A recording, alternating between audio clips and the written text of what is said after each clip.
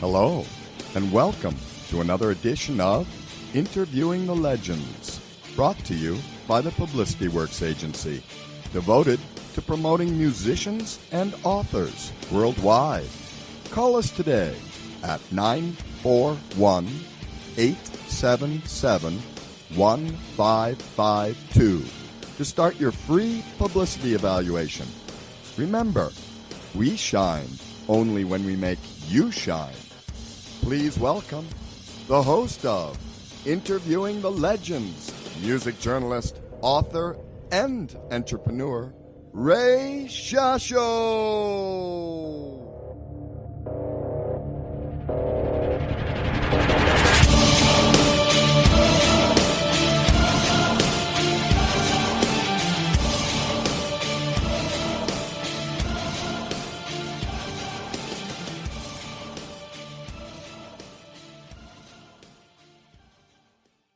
Hello once again, everyone. I'm your host, Ray Shasho. Welcome to another edition of Interviewing the Legends on BBS Radio, brought to you by the Publicity Works Agency. Call us today at 941-877-1552 or email us at publicityworksagency.com. Remember, we shine only when we make you shine.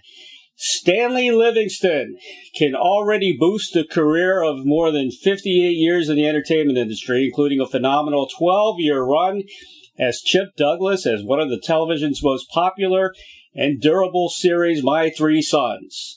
This series is television's second longest running situation comedy and has been broadcasting now continuously for 53 years.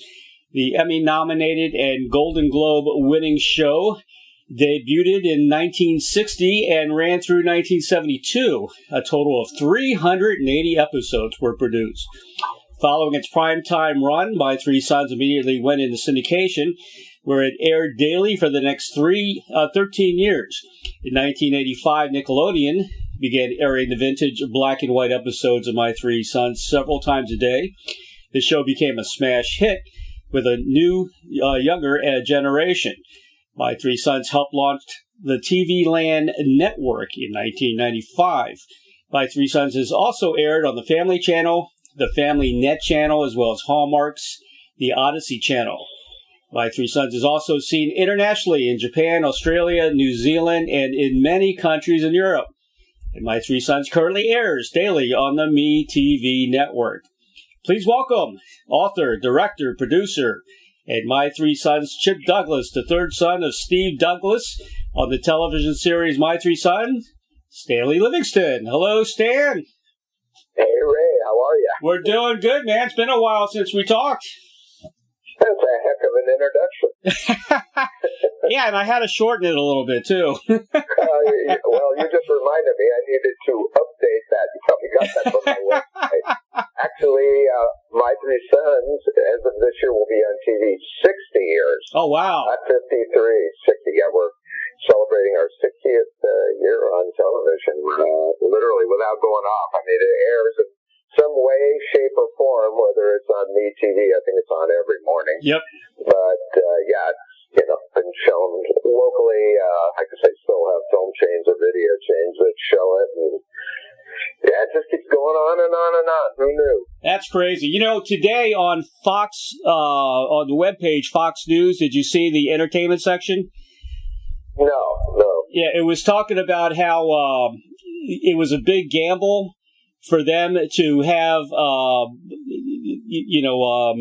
the actress that played with Don Grady, who's also a friend of yours, the wife of Don Grady in the episode. Oh, Tina Cole. Yeah, Tina Cole. How it was a big gamble for them to actually be in bed together, and they did that in the show. It was quite a gamble, but it all worked out. And they said it was like it was time to do that, because it's nobody's ever done that, I guess. But that was yeah. I mean, it's like the old television shows because of the codes that were around, right, to protect people. I don't know what they're protecting them from, but yeah, even on Ozzie and Harriet, Ozzie and Harriet had separate beds. Yep. On most shows, that's how it was done. Like I said, that's the rest up to your imagination how David Rickey came about. Exactly. But, anyway, yeah, My Three Sons, it really was kind of groundbreaking. Although Microsoft did, a few groundbreaking things that, I'm kind of proud of. If you look back in the earliest shows, like probably in 61, 62, 63, I think you remember Fred McMurray. His character was an aeronautical engineer. Right. And we were one of the first shows ever to show black people. Yeah. Not in the standard role you usually see them in the show, like a farmhand or, a janitor or some subservient position. But, Steve's in his office and another aeronautical engineer walks in. Guess what? It's a person of color. Yeah, exactly. Back in 61, I don't know whether that just slipped by people.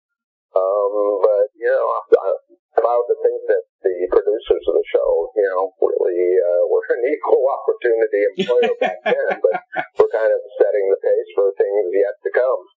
You guys, a lot of people probably won't realize this until they go back and watch the episodes a couple of other times, but you guys had a lot of well-known, iconic actors who made guest appearances on the show as well. I mean, there was a lot of people. We did.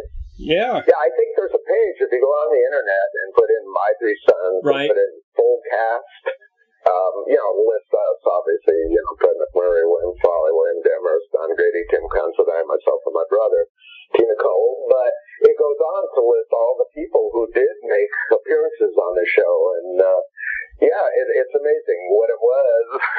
You're either one or two type of guest star. You're either, three, actually. There was people nobody had heard of before, and, they were just either starting out in the business and trying to get a credit. Right. There were some people that came on of the same ilk, and they were just starting out on the business and trying to, aggregate some credits for themselves. So they had a great resume. But, people like Mark Sheen, Bo Bridges, Jodie Foster, they were yet to have their careers. And then, as you said, there were a lot of old-time movie stars who had, huge careers. Lou Ayres, Sylvia Sidney, who came on the show. And, they were in the twilight of their careers at that point and still wanted to work. And, My Three Sons was a top-rated show, so, it wasn't an embarrassment to be on it. And, most of them had either worked with Fred McMurray or knew him, so that was kind of fun. But if you look back, there's literally hundreds of those people. Yeah, some of them that really stuck in my mind. Harrison Ford, George Takei from Star Trek. Well, Harrison Ford's kind of hard to find. You have to know he's there. I forget which episode it is. Guess what? He didn't even have a line. Really? Extra. Oh, man. I think it was in a dance scene when Don Grady, or Robbie's character, Mike's character, some scene where they have a lot of younger people. But if you know how he looked, you recognize him immediately. Everybody starts somewhere. That's the thing. Years ago, I think I talked about that Actor's Journey project that I had conceived and put together. Right. And there was a guy that told a story in that about, how people that are huge movie stars, you have to start somewhere. It's not like you start as a star or even, as a recognized name. And even they who went on to produce Short Circuit and, a bunch of all the Tremors movies and quite a few other films, but earlier in their career, they were doing industrials and they were putting a retrospective together on themselves, and the editor called them in the room. They shot something in a factory of all places. Huh. And, it's just the workers. I don't know whether they were, putting lug nuts on something or welding something, but the editor says, hey, listen to the scene. And they were like, looking, they're like, oh my God, it was Kevin Costner. So he wasn't even an actor yet. He was doing something in that factory. That's but, funny. You obviously recognize the face. And, you probably said, hey, if it's on camera, I'll do it. So, you do whatever you got to do in the beginning. That's pretty cool. How the Actor's Journey, the series you did was fantastic. It was phenomenal. And what's up with that right now? I mean, can people still find that? Yeah, what's up with it right now is we're kind of migrating from having been a DVD-based product, right, to being online and having it streamable. So it's offline right now. The website's offline too, while we're making this transition to bring it up, to what people want, which is to be able to watch it immediately on their iPhones or on their computers at home, or just sending it to their TV set. And I guess we'll still probably have the DVDs available if people want to buy that. Some people, like me, I always like to have hard copies of stuff and hold it in my hand and have the box that came in. Yeah. But, the younger generation doesn't care about that. They just want the information that's on it. So, yeah, it'll be available in about 3 different ways. One, you can either watch all of it, which there's 10 hours worth, which is really an education on, so people aren't confused, not on acting, not on the craft of acting. It's totally related to the business of acting. Right. The other way you can do it is there were 8, I believe we had 8 DVDs, so we're breaking it down that way. You can stream any one of the 8, or, sequentially you can go through all 8. Or the other way to do it is you can just watch the segments you want to watch. I don't advise doing it that way because some of the particular segments are built out of other segments, so you're probably not going to gain all you could gain by just skipping around, as opposed to watching them sequentially. But yeah, you'll have the option doing that. It's a lot less affordable. I know it is more affordable for people to do it that way too, or to get a taste of it before maybe making the commitment. I know when we were selling the DVDs, they were, I believe the set was $229, so people were paying roughly about $30. Right. For each of the 8 DVDs. Now, $28 isn't too bad, or even $229 is really a drop in the bucket when you consider most actors just dropped anywhere from $5,000, $10,000 on up to $100,000 training in the art craft of acting. Right. And then being proficient as an actor, and you're ready, willing, and able to work, except you don't know how to get work, or you don't know what this means or that means. And a lot of what we teach, cuts time off that process of actually learning the industry, learning what things do mean, and how to navigate through it. So, it allows the actors who've been through that program really to kind of cut to the head of the line. They'll know what's going on, they know what to do and what not to do, so you don't take all these side detours that waste your time and money. So, yeah, I'm hoping within the next month that it'll be available on some platform. We're bickering with a company right now that may have it up for us on a particular platform, or, whether it ends up at like Vimeo or something like that. Anyway, it'll be back up again, and I'll be out promoting it again, and hopefully it'll, like I said, I think it can make a big difference in the lives of actors who are trained and prepared and ready to go, and at least they can have the confidence in the teachers who are teaching this material on the DVD, because we brought together over 100 people, not just actors, but directors, producers, executive producers, showrunners, casting directors, talent agents, talent managers. We even have the presidents of the Screen Actors Guild and the Directors Guild of America at the time, and a lot of people that sat on their boards. 45 of those people had either won or been nominated for an Academy, Emmy, or Golden Globe Award. So you're literally getting the information from the horse's mouth, as opposed to your friend who may be in the industry 1 year longer than you. We're just trying to give credible information out there. Exactly. And you're telling the truth. There's so many scams out there and people wasting their money, we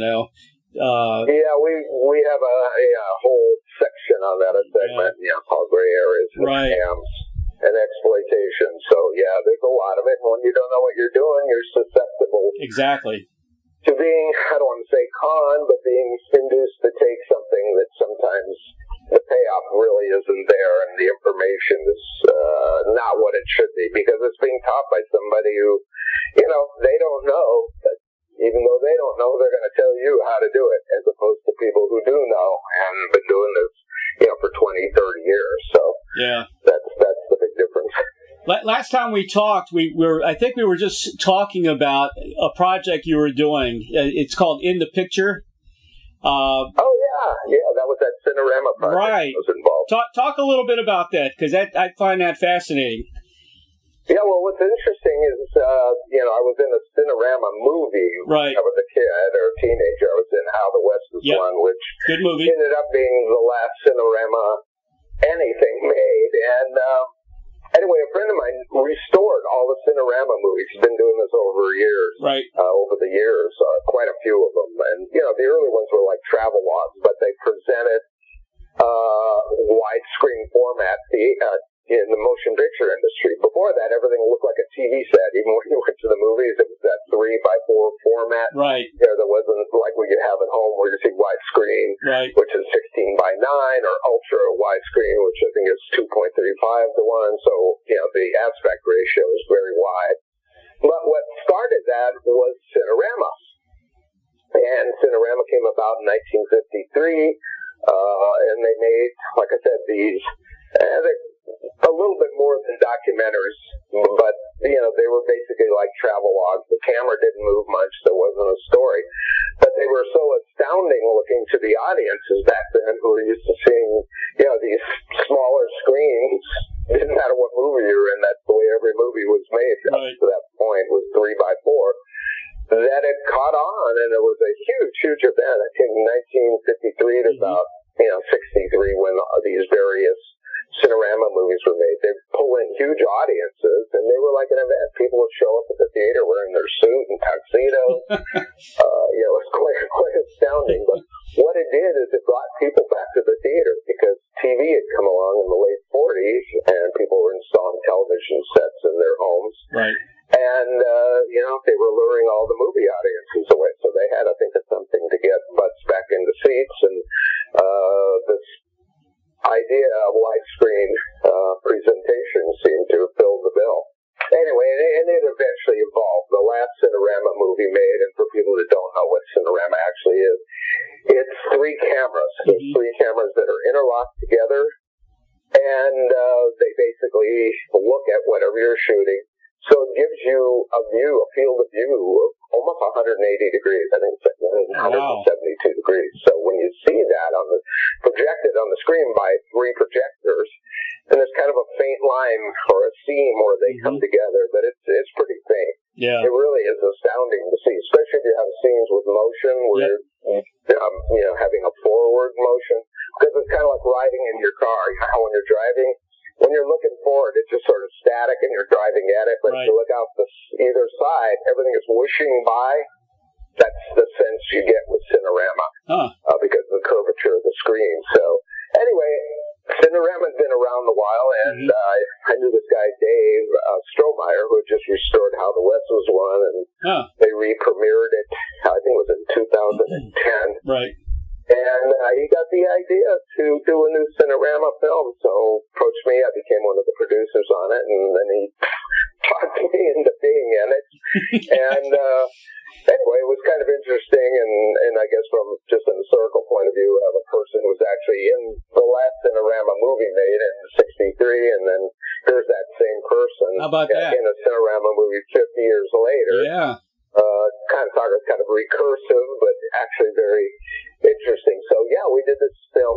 It was about 30 minutes long, called In the Picture, and we kind of took advantage of locations around Los Angeles. And anyway, how the camera came about, the Cinerama Corporation had about 4 or 5 of these cameras in various states of disrepair, and they were able to put one of the cameras back together, cannibalizing parts off some of the other cameras. So we had a camera that actually functioned, and that's the one we shot with. And the Cinerama camera isn't a camera you hold on your shoulder. This thing is more akin to like a phone booth with like 3 lenses on it. So it's quite big and quite heavy. What we didn't have was the blimp. Most cameras are blimped, but it's usually within the camera. They make enough soundproofing built into it, and the exterior of it, which is also a heavy camera too. But on a Cinerama camera, you actually have to place that camera, that phone booth, in another larger phone booth that has this big bubble on the front, and all 3 lenses are able to look out of that. And it's quiet enough once it's in there that you can shoot dialogue scenes. Well, that was the only thing we didn't have was the blimp, so all the scenes would be shot where there was dialogue. We had to go back into the studio and re-record all the sound, just loop everything that we said so that you could have a nice clean soundtrack. Sure. Anyway, we did it in 2012. It was done for this particular reason. The ArcLight Cinerama Theater in Hollywood decided to Cinerama festival, and they showed every single film that was Cinerama. I think there were about 12 or 13 films. There was even a Russian film made, I guess, like most things we have, they stole the idea, came up with their own Cinerama camera, and made this film called Russian Holiday, I think is what it was called. And anyway, this guy David restored that too, but it was really a mess. And for about a week, 10 days, they showed all these Cinerama films in the picture, which is the one we made, opened the festival.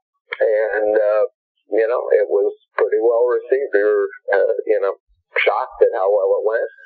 And it showed maybe 4 or 5 times during the festival, and then they rotated the other films, which would have been, like I said, the earlier films. This is Cinerama, right. Cinerama Holiday. There were a number of films made, like I said, using this process. I mean, they're kind of, if you look at it now and you're so used to what we see now with the camera moving around and, the motion in film, that when you see Cinerama, it's kind of, it's interesting if you haven't seen it before, just because of the scope of the screen and what's being shot. But in a way, you're like kind of laughing to yourself, thinking, because I remember there was one of the Cinerama films where they went to different countries and they kind of presented different things there. One was kind of going down, I think, a ski slope. I don't know how the heck they did that. Taking this huge heavy camera down a ski slope. But one of the other ones was they went, I think it was in Moscow or something, but they went to a symphony and the camera was in the back of the symphony, and they show, about 10 minutes of the symphony. But, when you think about it, you're going, my God, it's a Cinerama camera kind of doing what in your house, if you have a security camera, in the back of the room just pointed towards the stage, and it's just showing it. So it's like, well, that was kind of ridiculous too, but at the same time, I guess interesting if you haven't seen it before. Or, in 1953 or 55, it was pretty cool, people seeing that. There's another one, I forget what it's called, where they had mounted the Cinerama camera on a roller coaster. Oh, yeah, I think I saw something. That one was really exciting to see because it really feels like you're on the roller coaster, like a thing where you see where you're dipping down and coming up. But as you're doing it, the sides are whooshing by, just like you would see in a car. So you really have the sensation of motion. Why do you think more people, the studios don't do the Cineramic anymore?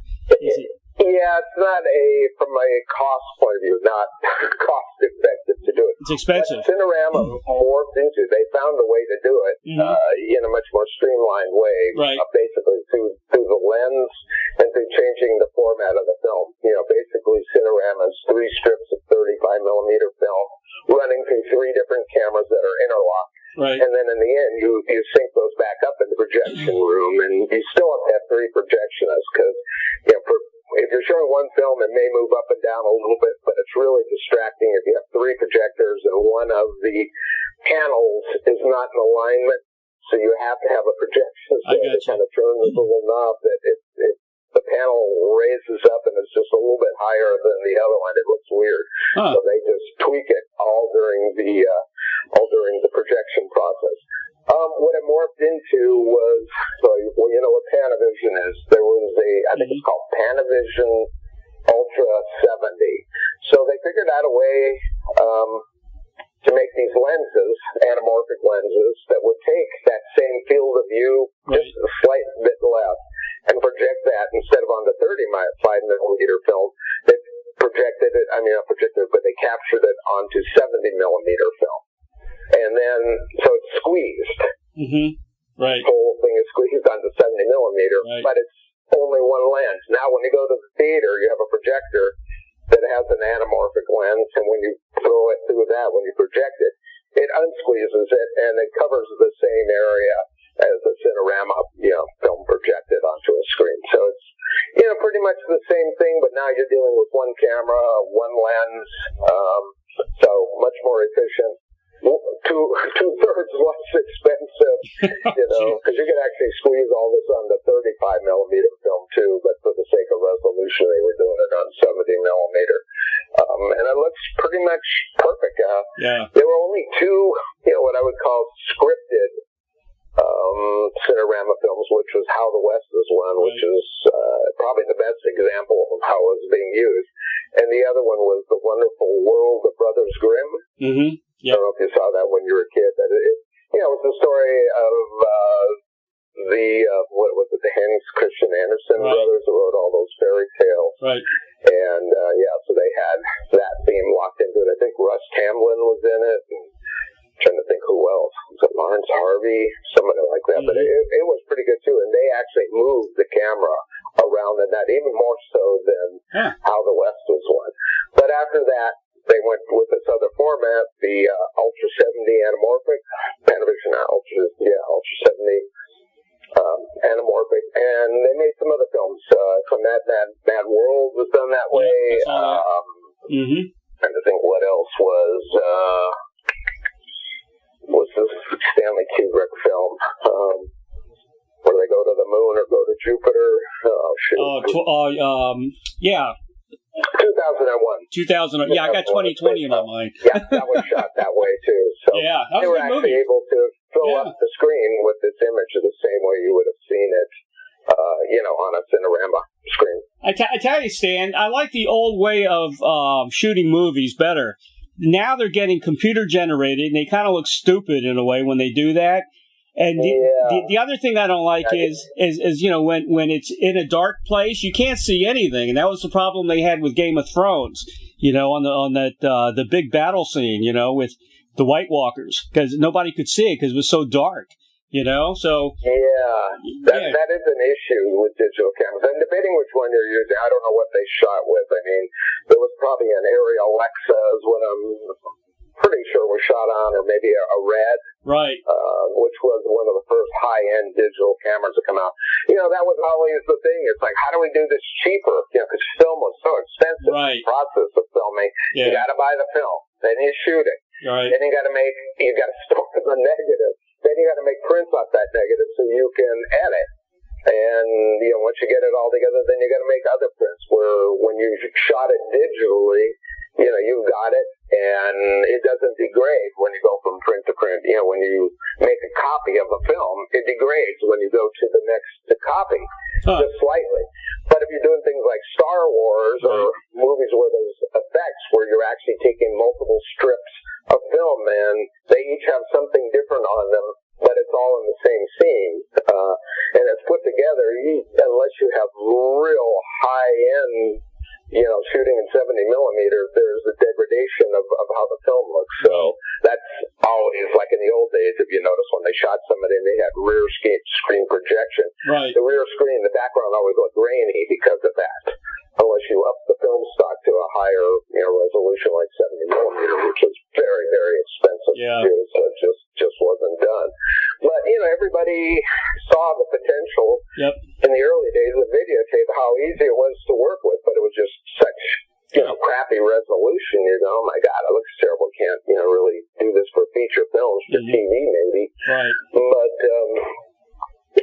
over the years, they were able to get the sensors to grow in size and capture the same resolution as film, if not higher. And I think that's what people are objecting to now, is that, if you are going to shoot digital, you have the option to shoot not only in 4K, but 8K, and there's probably a couple of 12K cameras out there. Right. But, it's so much information that what you're saving by not shooting on film, you're now having to buy hard drives to store all this stuff on or capture it onto. So that in and of itself can be expensive. And then the look of it is what people, I think, object to. You look at it and it is so sharp and so clear. Right. When you're looking at a human face, you can see every pore and every pimple and everything. It's like, my God, it's like hyper reality.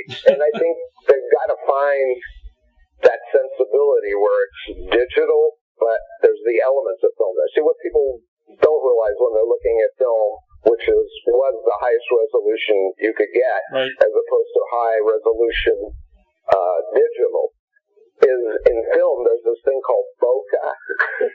B-O-K, I think E-H is how it's spelled, or A-H. Right. What bokeh is, there's this milky white film over it. Even though it's sharp and in fine resolution, there's still this haze that's over it, and that's what makes film look like film. Right. Where when you're shooting in the digital world, that's the one thing that's missing. It just keeps increasing in sharpness and sharpness, and it doesn't look like film anymore. That's the problem. So there has to be some way, I think, in post-production to induce that bokeh back into it, where you degrade it slightly and take some of the sharpness out, and you can make it look more like film that way from a technical standpoint. Are you going to be producing or directing anything in the near I'm future? working on a couple projects right now. You know, our business, especially at my age, is, you know, always the fly in the ointment is getting the funding for things. Well, that's always been the fly in the ointment for everybody who's got a project, managed to get some done, but at the point now where, you know, you have a new project you want to go out, that's much harder to do that, and then it's much harder to get a commitment out of a distributor, unless you take the risk of making something and you show them the prototype or the pilot, and then they order, you know, more copies of it. So, you know, for instance, if you're doing a series, they make a pilot, you shop it to the various platforms that are there, the networks, the cable networks, and now we have all these streaming platforms with Amazon, Hulu, Netflix, and so there's just so many of those, and you're hoping it's appealing or they have a place for it. I've got a sitcom that I've been working on and trying to bring up to speed, and the script is pretty much done, and, you know, we've got it out to some people we're hoping are going to become our partners, and then ultimately, it'll find its way onto some either TV network or TV platform. That'll be great. It's just hard to know that that'll happen, you know, until you get it made. Well, yeah, like you said, there's so many ways today. You know, I got Roku, and I'm subscribed to everything. You know, HBO, Netflix, the Roku channel. You know, and there's so many ways. There's so much to you know that you can put out there now, which is great. Yeah, it doesn't mean it's any good. I mean, I think, you know, as much as people, you know, moan the loft of the networks or what they once were, these powerhouse TV networks that showed everything, and that was sort of like the pinnacle of where you could be if you're on TV. And, you know, cable came along and you usurped some of their thunder, and in the final analysis, some of these cable companies became so wealthy and so powerful. In the case of like TV Land, you know, that started off showing, or Nick at Night, actually, I guess is where it started. Where people, the guy that started that thought, hey, there's all this material that they're not showing in these libraries and archives, old black and white TV, I bet there's a market for that. And, you know, he bet the farm on that. Turned out he was right, and, you know, people started watching Nick at Night, and that's where my two sons, you know, after it had been shown for 12 years and was 15 years in syndication, it found a new home on Nick at Night. They took our old black and white episodes and started showing them again. They found a whole new audience of, you know, our kids. And then we're down to, I think, great-great-grandkids by now. So, the guy made so much money doing that he started, VH1, and what was the other one? There's Music Channel and something like that, and sports channels, but they were all in the cable realm. Well, the guy made enough money, guess what? He bought the network that made all that stuff. This guy named Sumner Redstone ended up buying CBS. Amazing. You know, with the pocket change he had left over, he bought Paramount Studios. Amazing, isn't it? You know, he did okay taking this unwanted video that apparently nobody wanted to look at, or at least the networks didn't know what they had in their library and didn't care. So, he made a fortune doing that, and basically that's how my two sons ended up staying on TV for 60 years, because originally we were on Nick at Night. It was there for about 10 years, and which showed these black and white shows from midnight to 6 in the morning, and that went so well that they decided to create a whole other, you know, channel called TV Land. So not only my two sons went over there, and they actually started showing some of the color ones too, that all these other shows that hadn't been seen in years and years, or perhaps decades, went over there and found new homes, and, you know, all these younger people saw it and liked it, and, you know, or the parents of kids or grandparents of kids say, hey, you got to watch this show that I watched when I was a kid. You're really going to like this. And such was the fact. So, you know, went from there. We were on, a channel called Ion, Lifetime. You know, I've ODYSSEY Channel. I mean, so many different channels have had My Three Sons. And like I said, currently it's on Me TV. I think it's been there about 4 or 5 years now. Yep, in the morning. Start showing from episode number 1, which is the black and white. Yep. There's probably about I think there's probably about 200 of those, and then they finally migrate into the color episodes and work their way through all 380 episodes and then start over again. And that's the one good thing about My Three Sons. You can show an episode, once a day for a solid year and still have about 20 episodes left over. So. Man, I can't believe you guys made that many episodes. That's crazy. Well, it is, yeah. I mean, in those days, that was actually kind of standard. What it was I think it was years 1 through 3, we would shoot 39 episodes a year. So if you look at 39 episodes, if you take 13 of them and add it onto that number, you're up to the year, 50 episodes or whatever it would be. Which that's why in the beginning, when My Three Sons was originally on the air, you would see 39 weeks of episodes, and then they would take the other 13, and you'd end up at 52. So that meant. What would that be? 13, 36, 26 episodes were never seen again after they were shown for the first time. And that didn't happen again until Nick at Night in 85. Right. So that was 25 years later. Some of those episodes had not been seen. And you guys had to work around the McMurray method, right? Yeah, that McMurray method was there. We didn't know what that meant. They were just experimenting with us. Yeah, we were sort of like guinea pigs of the McMurray method, which, for people that don't know, he would come in and shoot all of his scenes, or he would be in every scene. It's not like he came in and loafed. He came in at 8 o'clock in the morning and was literally in every shot. So we would shoot the master. A lot of times they would shoot his close-up, and they wouldn't shoot our close-up, but we'd move on to the next scene and do the same thing. And so Fred would do that for about 3 months, and then he would go away for the rest of the summer for 2 or 3 months, and then at the end he would come back for another 2 or 3 months and shoot, the stuff we hadn't shot yet. Right. And then while he was gone, we would shoot all those missing close-ups and 2 shots so the editors could finish off the scene and get different episodes done. And that's the way it was done for 12 years. That's amazing. Which was great for him, he had a regular life, and I think that's the reason he was amenable to doing a TV series. Most movie stars didn't want to be on TV. Right. But either he saw the writing on the wall or just thought, hey, this suits my needs. He and his wife, June Haver, had adopted twins. Mm-hmm. They were little girls. And, he didn't want to go away doing movies where you're gone for 6 months at a pop. And this afforded him the ability to work in Los Angeles, to drive to work at 7, 8 in the morning and return home at 5 o'clock. And during the work week, have a regular job and have his weekends free. And like I said, then he would take off in the middle of the whole thing and he would go to his ranch in Montana, or he had another ranch in Northern California up there in the wine area. And I think they sold that to Gallo finally. Mm-hmm. But that was his thing, and we were like the dwarfs down in the mine. He was gone for 3 months, and we just kept on working and working, and it worked out. Actually, from the standpoint of, I finally got into production towards the end of it. I had sort of had my fill of acting, and when it was over, I was 22, and I think when I was about 20, I started a production company. Mm-hmm. I started doing same thing, industrials, commercials, whatever, music videos, whatever we could shoot.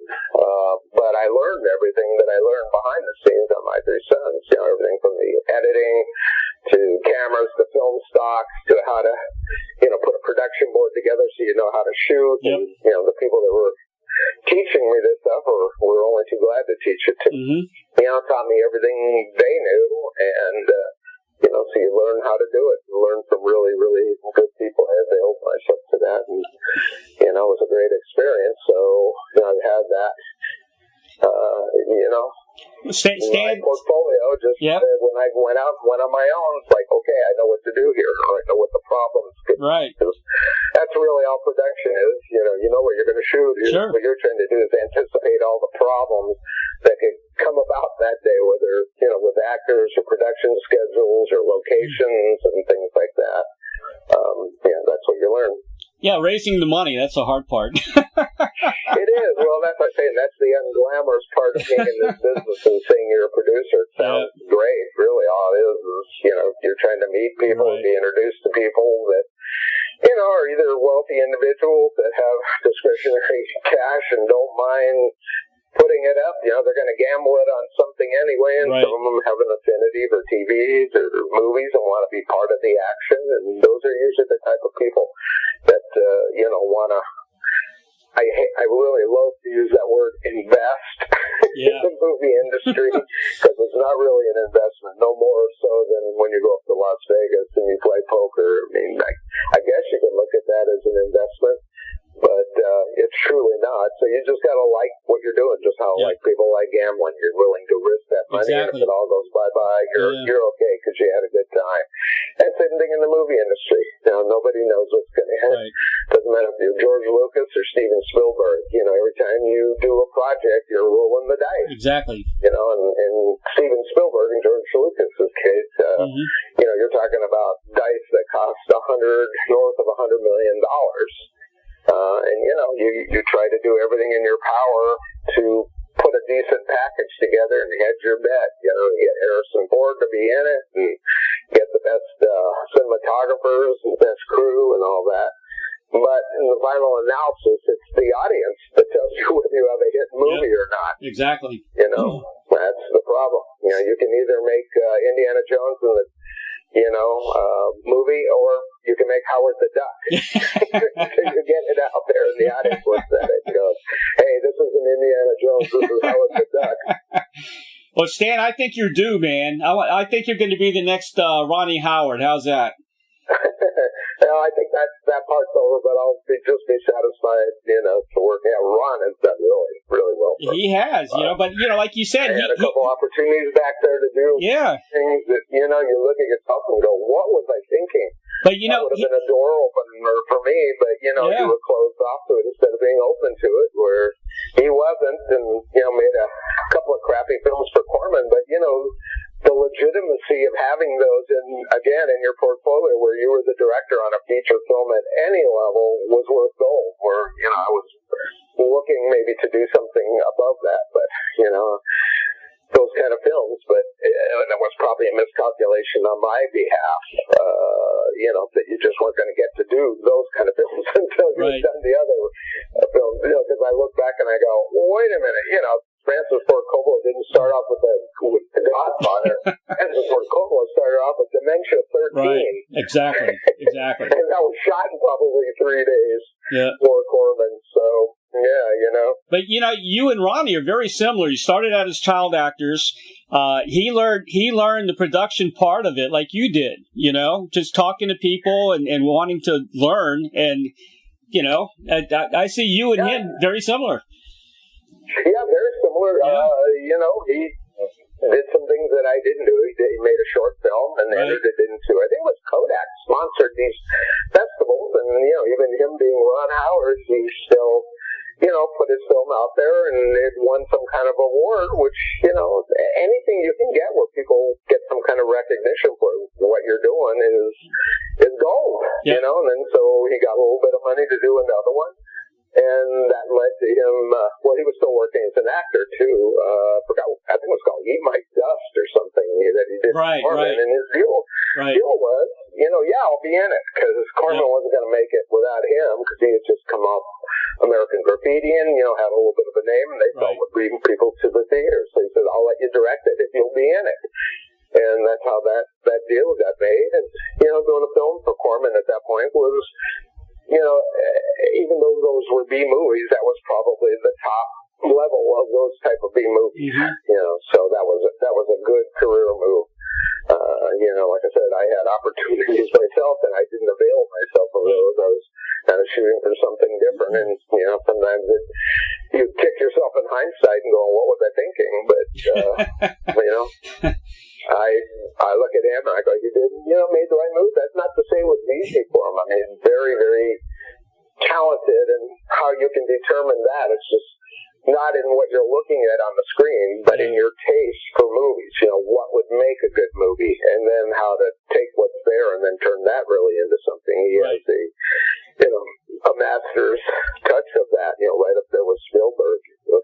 What kind of... Like Apollo 13 and some of the other films. He's a beautiful mind. I mean, he's one of the major filmmakers of all time. What kind of movie would Hard to believe, because I used to know him when he was like, I know. years old, a little bit older than him. Yeah. Remember hanging out at some event with him and his dad Rance. Yep. And his brother Clint, looking at him going, yeah, these little kids are kind of bugging me, because they were all, I guess, looking up to me a little bit older. So, but, that's how it is. You got to keep trying, and you can't really, I suppose that's what I've learned. If I've learned anything over however many decades I've been doing this, is you can't have an ego about it. Right. Word's word. You just got to do it. If it's no good, it probably won't be seen, or won't make any difference because it won't be seen by people that matter. And if it is good, it bubbles up. It finds its way to somebody, and you can get more work off of it. So, I try and do everything that comes my way, no matter what it is. Not have, like I said, an ego about it or a hierarchy. If this is more important than that, you just do everything. Yeah, that's just the way it is. What kind of movie would you, if you had a chance to make a movie, what kind of genre would you do? Any idea? Well, I like action thrillers. Uh-huh. I also like small movies where they're character driven. Right. So either one. I've got a great script. I've actually had it for years. I pulled it back finally. I got real frustrated because I got optioned 3 different times back in the early 1980s to about the mid 1980s. And it's a great story. I mean, it's from great story to make a movie out of. It's about these con men who sell the Eiffel Tower and scrap metal to like these German industrials who are preparing for World War II. Right. And it has a motive behind it. There's kind of a revenge motive on this guy. But, it's an action thriller comedy, and it culminates, obviously, at the Eiffel Tower where they're getting ready to blow it up. And anyway, I don't want to give too much away, but it's got some real twists and turns and a surprise ending. And, I think it would make a great film. Could it be a mini-series like on Netflix? Well, that's what happened to it before. It really couldn't. And again, like I said, I should have been happy that they were going to try and make it into a miniseries, but one of the networks, actually, it was optioned for a while by my ex-boss, this guy named John Stevens, who was our production manager, who in today's world would have been the producer of the show, at least a line producer who, effectuated the whole show, dealing with the actors, dealing with the production problems. And he went on to produce the last year of Gunsmoke and How the West Was Won when it was done as a TV series, and Simon and Simon, Major Dad. Anyway, he just wrote it, gave to him just to get a critique. Because John, even though he was a really good friend and a mentor to me, it's brutal sometimes with like his evaluations of things, and it wasn't like he's trying to hurt your feelings, but what you learned back then is you got to be open to all these changes. Right. We ended up, I got the script kind of where he wanted, and he took it and went to some networks with it, and we had interest from one of the networks. Mm-hmm. And but then it came back. They were asking me if I would be willing to stretch the story out and turn it into a 2-part miniseries. And my objection was, I'm going, it's a thriller. Having 2 hours of thrills and chills is one thing, but when you add another 2 hours in there, what is it really then? You can't sustain that. Right. And I said, it's, my analogy was, I said, it's like having, a great glass of wine. You're pouring this great wine out of a bottle, and you're down to the last glass and go, wow, it's so good. Gee, you know what? I'm half done with. I wish I had a whole glass. So then you add a half a glass of water to it. So, it's that wine, but now you diluted it. And it's not, is it really that wine anymore? It's not what it once was. It's diluted by adding more of it. Yeah. And that was my feeling with the story, that it wouldn't hold up. And so, I kind of froze it and wouldn't sign off. And I don't know. I probably should have done it, like I said, just to get the credit. Sure. Had I had that credit, would have, who knows what that might have been, or which career trajectory I would have been on. But, I think when you're younger, you're just more set in your ways and stubborn. And, sure. I think eventually learn that whatever you're working on, you do it the best you can do it, Right. And then guess what? You move on. You move on, right? Well, it's still there. You still have it. Next? You still have the script, so, it's still a possibility. I still have it, It's sitting there. I keep telling myself I'm going to go down to my little office here. And, right. It probably takes me about 2 or 3 days, maybe 4 days. I'm not the fastest typist in the world. To take it from the realm of paper into the digital world, where it's a lot easier to work on. Because I think that was the other little problem for me. I had rewritten the script. Right. Probably 5-7 times. We're talking, 120 pages. Right. Where in the old days when you're working on a typewriter, you put a piece of blank paper in there, and then you press the first button, the first letter. Yeah. And then, you go all the way to the last page. Well, when you're rewriting, you have to open it up and put new scenes in or new dialogue in, and you're removing things. And it's just a nightmare in the paper realm. And, finally we had word processors, and now we have computers that do that seamlessly. You can insert dialogue anywhere, or you can say, gee, I want this scene number 5 to be actually scene number 55 now, and grab the 3.5 pages of that scene, and within 2 seconds it's all moved, and your script's no longer than it was to begin with, and you can keep the page count the same. So anyway, that's what I got to do, is sit there, go through it, and make whatever revisions I can make then, and then sit there and analyze it. To me, script writing, the way I work anyway, is I have to know the story before I sit down and write. So it's a lot of thinking that goes into it, note-taking and conceptualizing it, and what the scene's going to be about, perhaps a little bit of the dialogue, and what the point of the scene is. Then I sit down and I start at page 1, take all those notes and put it together. And then you've got, what I like zero sculptor. To me, at that point, that's like when you got the clay and brought it in your place and plunked it down. Now you've got that blob, and now you shape it into whatever work of art you're going to try to shape it into. So that's how I work. Yeah, and then you tweak it a couple hundred times. Once I know where I'm going. Yeah. I think a lot of writers make a mistake. They sit there and start typing and think it's going to go. And, then that probably in an experimental way could be interesting. But I think for screenplays, you can go any which way, and it's like taking a trip in a car. You got to kind of know where you're going. Exactly. And then the things that happen on the way become what the story comes about. Right. Whether you get detoured or never make it there, or you had this unexpected adventure. That's how movies are too. They start off and there's an intention. You think you know where it's going, but in a movie, it better not go there. Something else better happens. Otherwise, you lose your audience, or you're just telling them what they already knew. Yep. Well, I think good things are going to happen to you. I really do. You just got to get that. Thank you. You got to get that one show on Netflix or something first, and just roll with it. Whatever comes up next day, I'm grateful for it. So, if it's meant to happen, it will. And that's the other thing I've learned about it in this business. While you're working on the things you want to happen, other things come your way, and those are actually the things you usually end up working on. Yep. Occasionally something you were working on goes, only because if you had success somewhere else, the question always is from other producers, what else have you got? It's sort of like, you feel like you're in the garment business or something. You're like, gee, what's in your fall line this year? You have an action adventure or a romantic comedy. That's funny. Pull out of your suitcase. So, I've got all those things. I mean, I've got scripts, like I said, that are that action adventure thing. I've got a sci-fi action adventure, heavy on more on the sci-fi. I've got a almost like a horror film, I guess you'd call it, kind of like in the vein of Halloween. There was this guy that I had heard of back named Johnny No Face, and just the idea of it. So I wrote something around that, actually around the same time.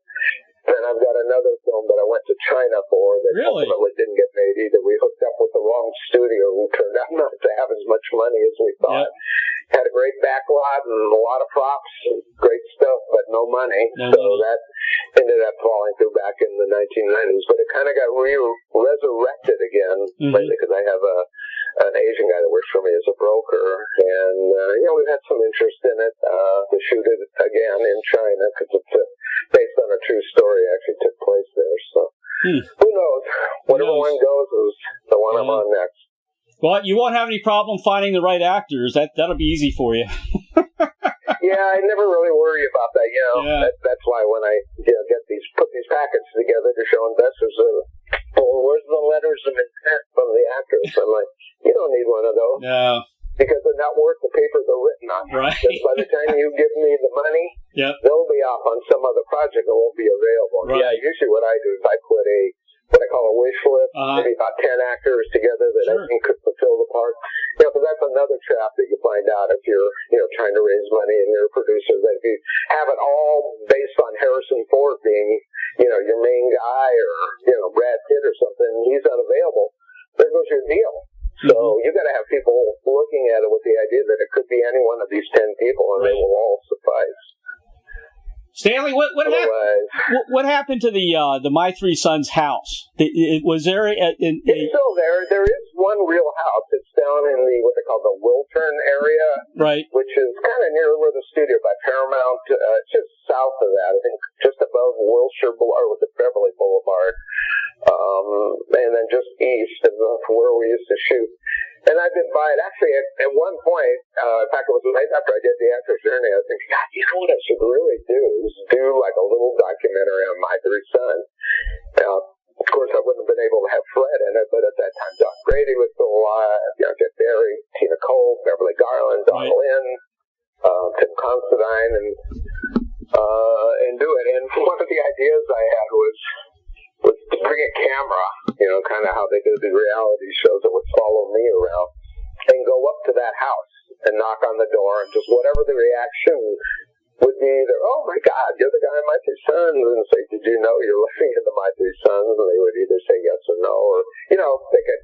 The reason I mentioned about the house is because, the Bradys, they just restored their house, and that was, did you see that? The Brady Bunch restoring their home? No, I knew they were doing it, but I didn't watch any of it. And, to be honest, I was probably older than when the Brady Bunch was on. My daughter watched it. Right. I didn't really watch it. So, yeah, no, it sounded like a good premise. In fact, it's interesting when at one point we had a proposed redo of My Three Sons. I think it was in the early 1990s. I was actually meeting with somebody at 20th Century Fox about this sci-fi film that I had. Right. And, I came in as a writer. They knew me as a writer, and then in the middle of the conversation, about a half hour in, one of the guys said to me, he goes, where do I know you from? You look really familiar. And so, I said, well, I used to work as an actor, and I told them, and then anyway, after that, they were on my sci-fi film. All they wanted to talk about was My Three Sons, and then one of the guys said, is there any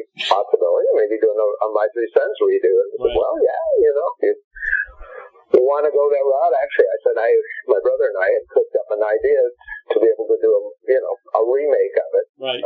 And have an idea where we live in North Hollywood, which is where the cast ended up. But a lot of people remember the earlier part of the show where we lived in Bryant Park and had a house there. And the show revolved around us going from North Hollywood back to Bryant Park to fix our original house up that's in a state of disrepair. Oh. And it was basically an excuse to bring in old footage. Like, hey, remember when we were in the dining room and Ernie threw a cake at Uncle Charlie? And then you're kind of able to show those clips from the old show, and bring Fred McMurray into it, the clip, so he would be included in the show, and as an homage to Fred, maybe. But maybe someday. It'd probably be really hard to get that going because Don's gone. I don't know whether it would fly with Barry, Tim, and I, but who knows? Life is strange. It's a good idea. I see Barry a lot in a lot of different type shows. He pops up a lot. Barry works a lot, Every week he's doing a Bosch, or I just saw something. He's got about 7 things in the can that are coming out in probably the next 6 months. The TV shows that he did. I think he was in a Christmas show that just aired. He's what they call a working actor, which is kind of what we all aspire to be. That's the next best thing you can be if you're not going to be a movie star, at that level. That if you can at least be a working actor, that's the goal. Working character actor, and he's kind of done enough stuff now that I think the industry has some respect for what he does, and they hire him for the way he looks and what kind of parts he plays, which is what you want. Yeah, Barry does have a certain look, for certain he looks roles. Like everybody's doctor or accountant or attorney or something something like that. And yeah, he does those parts really well. Yep. And, he's managed to ditch the Ernie thing. Yep. Plus he puts on a toupee, which he never does anymore. But yeah, in fact, that was probably the best career move my brother ever made, was losing his hair. He wasn't working as much. He looks, even now if he put it on, he probably looked 10, 20 years younger, which he probably wouldn't get hired. Yeah, probably. He get hired on now. Well, tell him I said hello. The last time I spoke to him was when we talked about his book, when his book first came out. Yeah. Right. Great book. The Importance of Being Ernie. Yeah. Great stories in that well, book. you just remind me, I got to update my website. I've kind of neglected it the last couple of years just doing other stuff. But yeah, I've got that StanleyLivingston.com website where, people can find out what I'm doing or what I'm about to do or what I just did and historical stuff and links to Barry and all that. Well, it's a great website. It's a great website because you got everything on that. Yeah, it's a little mixed bag of history and contemporary things, and I think it's got a link. I also have a production website too. If people want to see the projects that I'm involved in or developing, if you go to firstteamproductions.com, there's kind of a list of stuff that some of the projects that I've been involved in, and then some of the ones we're right now working on. So. Plus, you got your artwork, right? Are you still doing that? I haven't really done much with it, just because of just all the other things I've been involved in. Yeah. Became a grandfather, so that was congratulations. Exciting at the end of the year. Yeah, all right. I believe that. I'm starting to look at myself and go, wow, I'm older than Fred McMurray was when the show ended. Oh man, I know life flies, man. Life goes by. Yeah. Well, I appreciate you having me on. And sure. We'll have to do this again. Well, let's keep in touch. I want to know what you're doing as far as the production side, and I really wish you a lot of luck. I really think you belong doing a mini-series, and you got the talent to produce movies and do all kinds of stuff. You just need need people with money, I guess. Well, we find them occasionally, but from your mouth to God's ears. Stan, is there anything else you wanted to talk about, or is there anything else you want to promote? I think pretty much covered it. Okay. Like I said, appreciate you having me on and giving me a platform. Of course, anytime, man. Anybody that's interested, they'll hear all about it on your show, or like I said, they can hop on over to either StanleyLivingston.com or FirstTeamProductions.com and keep up with me. Exactly.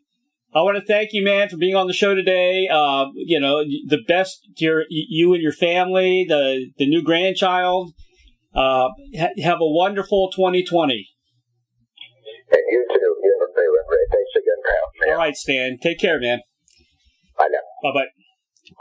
For more information about Stanley Livingston, visit www.stanleylivingston.com and www.stanleylivingstonart.com. Very special thanks to the dynamic duo of Doug and Don Newsom of BBS Radio for making the magic happen for each and every broadcast of Interviewing the Legends. If you have comments or suggestions for the show, you can contact me at interviewingthelegends@gmail.com, and please subscribe to my YouTube channel, Interviewing the Legends with Ray Shasho, for the very latest interviews. It's real news, people. And my new book is finally out, entitled The Rockstar Chronicles. Chronicles truths, confessions, and wisdom from the music legends that set us free. You can now order yours on hardcover or ebook at Amazon.com. Don't forget to purchase a copy of my other books. Check the G's, The True Story of an Eclectic American Family and Their Wacky Family Business. You can also find that on Amazon.com. I promise you'll live it. Have a great week, everybody.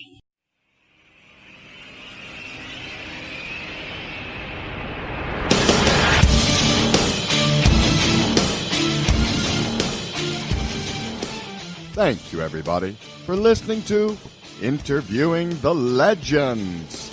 Brought to you by the Publicity Works Agency. Call 941-877-1552 or visit us at PublicityWorksAgency.com, specializing in author and music artist publicity plans. We shine when we make you shine.